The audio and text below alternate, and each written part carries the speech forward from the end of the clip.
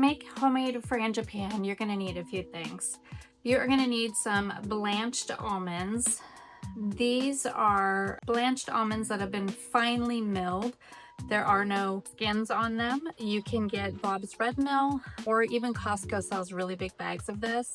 I typically will keep mine in the freezer and then just pull out what I need.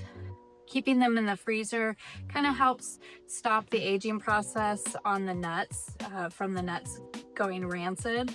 Obviously, everything has a shelf life, even in the freezer, so make sure you pay attention to that. I've got my almond flour here. I have some granulated sugar. I have a little bit of butter. I've also got an egg yolk. I'm going to be doing a pinch of salt. And then I have my homemade vanilla bean extract. Now for this, you're just gonna want a little container.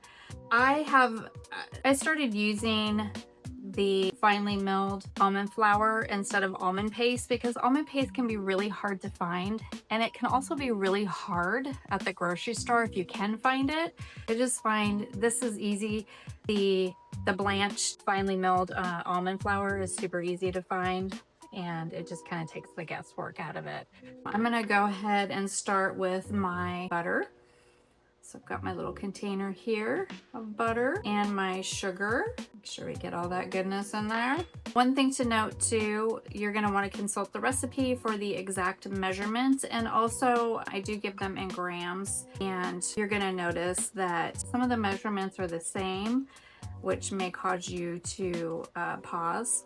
But the reason being is the density on the different ingredients are different when you are doing grams. Just density in general is different. 2 tablespoons of almond flour may be 14 grams, whereas 1 tablespoon of sugar may be 14 grams. It's density, so you're working with different densities. So just keep that in mind. So I'm just gonna cream this together, and then I will go ahead and add in my egg yolk. And I'm just gonna double check here. For my egg yolk, I want this to be about 12 grams. So let me just double check that real quick, kind of see where we're at. Okay, so this is 16 grams, and usually you can go 12 to 14. I'm just gonna take a little bit out here so that my measurements are not terribly different. Also make sure you grab a tinsel that doesn't have any herbs on it, because yeah. All right, so we'll go ahead and just take out a little bit more. Okay. All right, so there we go. Got our 12 grams, and then I will go ahead and work that in there. Because we're making a really small galette, we don't need a ton of this. We're just doing a 6-ounce galette, so this is gonna be plenty. Just wanna get that egg nice and mixed in, and then I'll add in my other ingredients. Now, the nice thing about using almond flour too is that we don't have to worry about over developing any gluten when we're mixing this by hand, because there is no gluten in almond flour. Almond flour is actually gluten-free. I'm gonna go ahead and put a pinch of salt in here, and my vanilla, a ton of vanilla.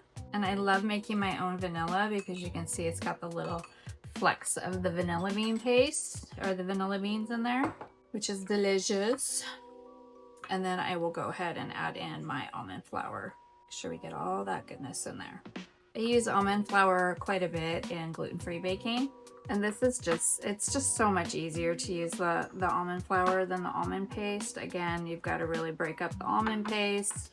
Typically I'll have to get out the food processor, especially if you're buying it from the grocery stores. Half the time it's dried out, so it needs it. And that's it. Our frangipane is ready to go.